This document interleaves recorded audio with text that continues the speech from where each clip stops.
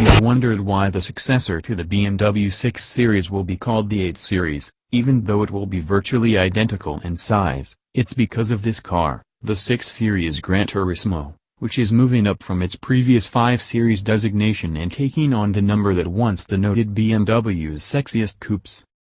Despite the number change, BMW's big hatchback is positioned in the same niche and has exactly the same wheelbase as its predecessor.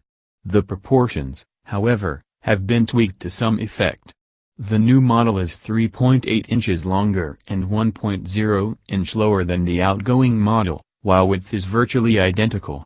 That's not a huge difference, yet the new car is a bit more pleasing to the eye than the ungainly 5 Series GT.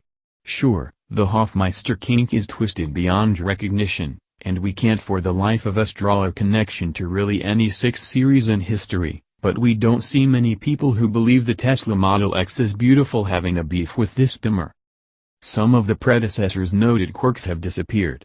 The space-consuming partition between the rear seats and the trunk is gone. It was there to isolate the cabin from the opened hatchback, but BMW has figured out that the rear seats will do just fine isolating the cabin. And the complex liftgate, which could be opened in its entirety or by a separate trunklet out of the rear window, is scrapped in favor of a simple one-piece hatch.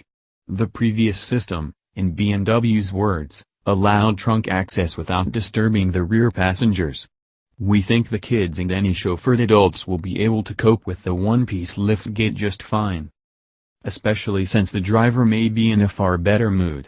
For the European model, BMW claims the new car is lighter than the outgoing model by an average of 330 pounds, which should translate into superior performance both in a straight line and on twisty back roads.